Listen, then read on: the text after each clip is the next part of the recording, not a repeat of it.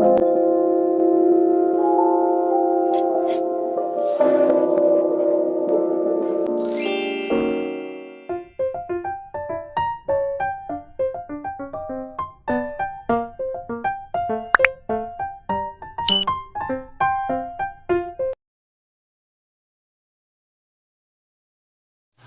everyone, I'm the Cadet Christian Panal and I'm here to tackle about the basic operations on Ecdis. So an Ecdis is a electronic chart display and information system. Is a geographic information system used for nautical navigation that complies with International Maritime Organization regulations as an alternative to paper nautical charts. IMO prefers to similar systems not meeting the regulations as electronic chart system. Now we go to the basic functions that we can see on Ecdis. So first is the monitor and keyboard. The monitor is divided in several parts which may be shown or disabled on the user's behalf. On 27 inches widescreen display, the conning panel is shown on the left side as default setting. The second one is the keyboard. The system has a keyboard and a trackball with left and right mouse button to operate the different functionalities. There are different short keys to access several major functions or to ease the operator's task. Now we go to the display modes. The look of the display can be modified and should be customized due to the navigational status of the vessel and the intention of the operator. To hide the control panel, activate the field in the lower right corner of your display. Via the show button, the control panel will be accessible again. Another thing is if you're working with a live running system, the screen may be divided into separate windows by pressing the dual button on the left and the chart panel. Hi, good day. I am the Cadet Salyoman and I will be continuing the report on the basic operation on Ecdis. So cursor modes. Cursor modes is to operate the chart panel. We have three different forms of cursors with specific functions. Number one is the view cursor. Number two is the zoom cursor, which lets you zoom in or zoom out. And then number three is ERBL cursor, which stands for electronic range and bearing line. So to switch between the functionalities, press the right mouse button. To activate the specific task in the chart panel, push the left mouse button in the chart panel. Activated, the cursor will change its color and presentation. The cursor is now caught in the chart panel area. To leave the functionality, push the right mouse button and the cursor is free again. When a special cursor is activated, simultaneously the information window will appear on the lower right side of the Ecdis screen. This window gives the geographical position of the cursor, bearing and the opposite bearing, and the range as a minimum. Depending which functionality is activated, there are more fields to operate. By pressing the top button, you can type in values for the specific field. I am the Cadet Suiko Ewarzaiban. So today, I will discuss about basic operations of Ecdis. So the first is the voyage planner or voyage planning. So voyage planner, the marine traffic voyage planner is a novel tool for the sea routes distance calculations.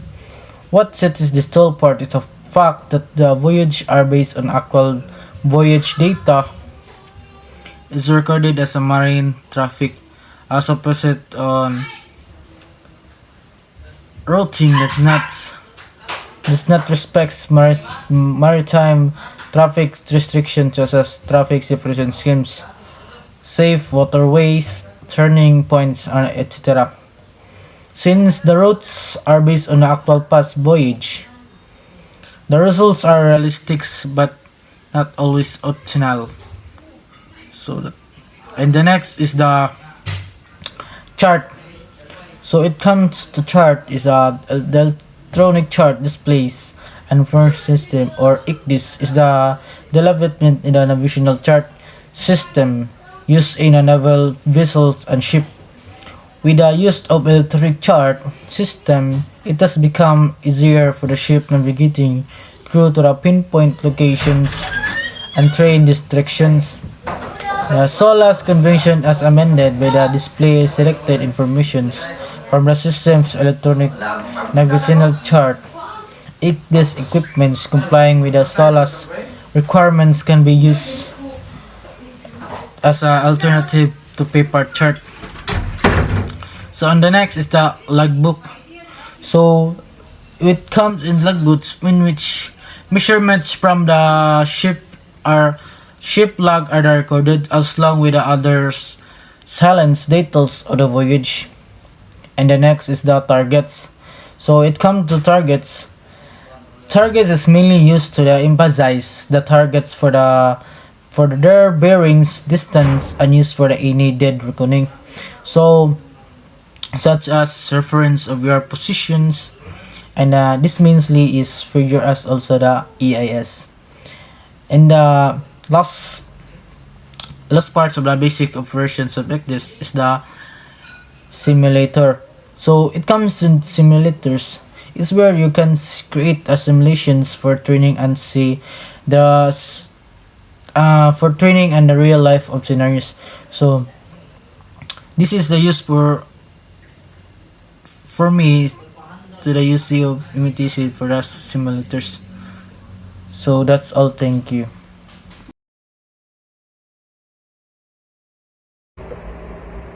I am the Cadet John in Opinion, and I will be talking about the interpretation of information from Ecdis. So, numerical entries. Whenever the cursor is displayed orange, there is the information window open on the right side. So by this, the user is able to get access to that window by pressing the tab key of the keyboard. So now you may alter a certain value via the keyboard. So by pressing this window, you will have the access to the latitude 1, longitude 1, bearing, range, including the latitude 2 and longitude 2.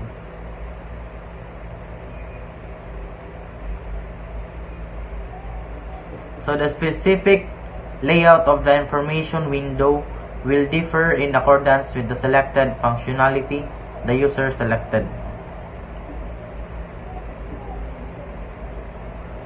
So the next is the setting safety parameters. So the safety frame group is intended for the setting of the size of the frame, which will be used for the chart, data analysis, and for the generation of the anti-grounding alarms, area alerts, and navigational alarms. So the first is ahead. Ahead is a window for the input of advanced time for alarm and or warning generation. The time value determines the length equal to the distance covered by the ship proceeding at the current SOG. If the zero value is set, warnings are generated when the ship symbol crosses the area limits. So the next is port. Port is to set the width of the corridor to the left of the ship, while the starboard is to set the width of the corridor to the right of the ship. So the last one is the show safety frame. This is to display the safety frame on the Ecdis. I am Deck Cadet Jomar S. Rico. So I will continue the topic about the interpretation of information from Ecdis. So alarms and warnings. So in Ecdis, we also have alarms and warnings. So when the Ecdis found something in the surrounding of the ship, such as anchor prohibited areas, fairway, cargo tranships, and many more on the Ecdis, then an alarm or warning will be sounded by Ecdis to notify the person in charge and report the situation. So there is also alarms on the Ecdis for anti-grounding, or also for area of alerts or alerts area or area alerts. So So most of the alarms are set to the monitoring menu. So it depends on the navigational status of the vessel of which alarm makes sense in being activated. So but if a wrong setting are made and the Ecdis will acknowledge it, then a wrong alarm might be sounded on the wrong situation on the vessel or in the surrounding. So next is that there are also special alerts and warnings on the vessel or in the Ecdis. Also, but it is also very helpful to the ship because, for example, the CPA alarm or the closest point of approach between the vessels and the other object target will be known. So there's also the end of watch alarm and the waypoint and route generated alarms that is set and activated in the specific menu they are related to, so such as targets, configuration, monitoring on the vessel or on the Ecdis. So alarms and warnings are displayed on the Ecdis in the alarm monitoring window of the control panel. So it contains kind of alarms, source, and kind of error.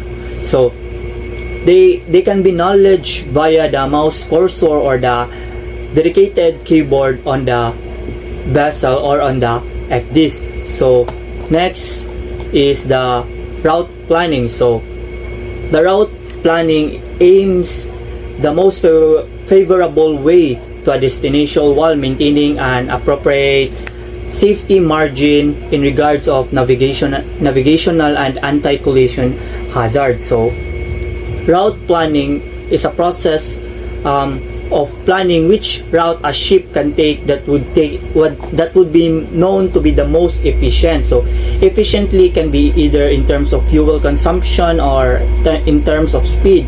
It could also help avoid dangers such as grounding, collision, or it can also be a shortcut for the ship to arrive on time on their destination. So the Transas Ecdis system has several features to facilitate route planning. So the first is the ETA. It is quite simply to do a quickly assessment to arrival time at port. So the next is the route plan. So it is the planning of waypoints, route legs, turn radius, and safety distances may be conducted in the Ecdis. There is also the calculation regarding the tide levels. Tide streams are available, allowing for full UKC calculations on the Ecdis or on the vessel. So the resulting route plan may be printed in a tabular form or uploaded to connected radars, GPS units, and many more. So as I've said, that Ecdis is a planning of route which ship can take that would be the most efficient. So route planning is also in line with route optimization. So as if we didn't know that most Ecdis systems can operate in two route monitoring and route planning modes. So it is a route plan is a description of how voyage is to be carried out. A waypoint is a position where the ship's course is to be changed. So the line that connecting two waypoints is referred to as our leg or what we call leg. So in an Ecdis, every stored route and waypoint gets its own unique identifier. So a ship's course change can be described in detail by specifying the turn radius, the off-track limits, specifies a distance in detail by specifying the turn radius. So also it can specifies a distance on both sides of the course line. So based on this Ecdis data can be automatically calculate the number of waypoints of the rotor, the estimated time of arrival, the course and length of each leg. So that's all. So next is load growth. To load a route for a viewing or editing by the name selected from the list. And the next is unload route. So unload route to unload a route by the name by selected from the list. And the next is focus on route. So focus on route to promptly find the active route on the NS chart panel. Next is WP editor. WP editor is to turn on the graphic route editor. And next is save, to save the active route. And next is the name, to enter the active route name. So that's the route planning. And waypoints may now be created by the moving and left clicking the mouse, and the waypoint will be listed by latitude and longitude in a table, and route will be generated. So this route will have a difficult XTD settings of 10 out of 0.10 nautical mile and turn radius 0.10 miles. And waypoint and XTD may be edited by the click and dragging alternatively, and any data may be edited by entering new values in the waypoint, or in the graphic mode by entering the information window. Click tab for the upcoming waypoints.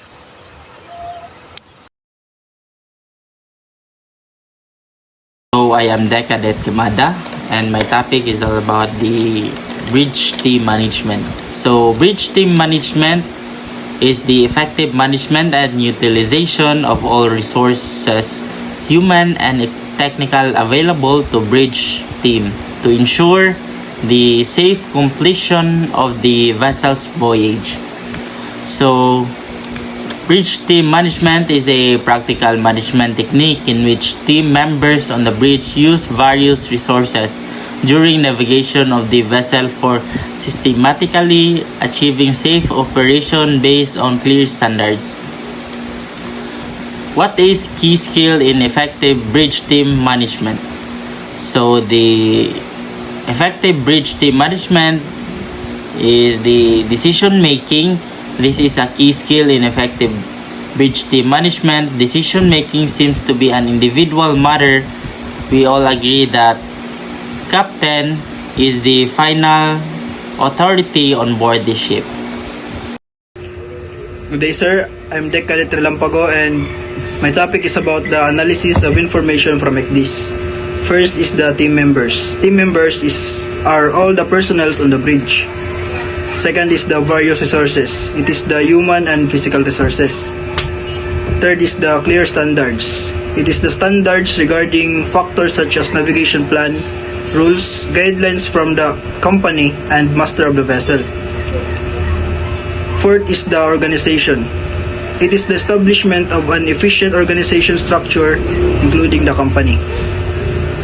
Fifth is the practical. It is the management consisting of training using a simulator management techniques. So good day, sir. This is Decadet Sia, and my topic is all about the analysis of electronic chart display and information system.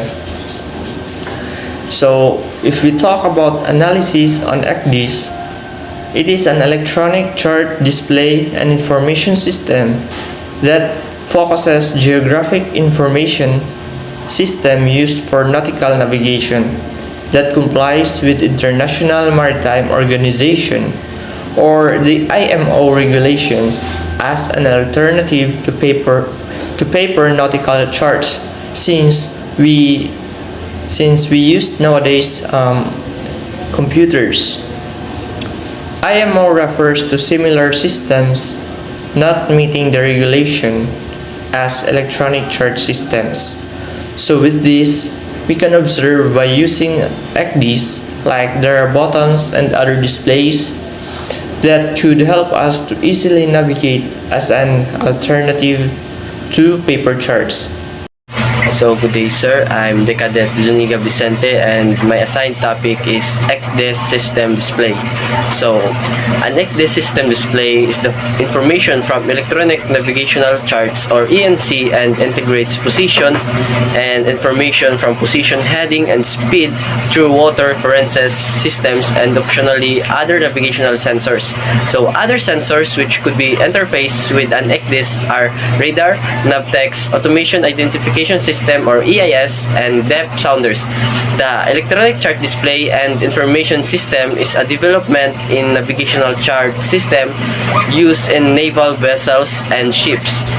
With the use of the electronic chart system, it has become easier for a ship's navigating crew to pinpoint locations and attain directions.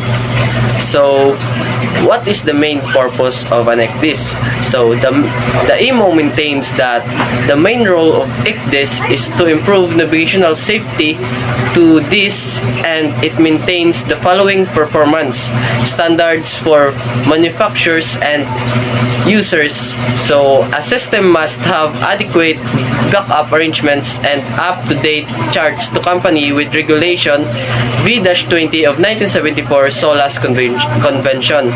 So that's all, sir. Thank you.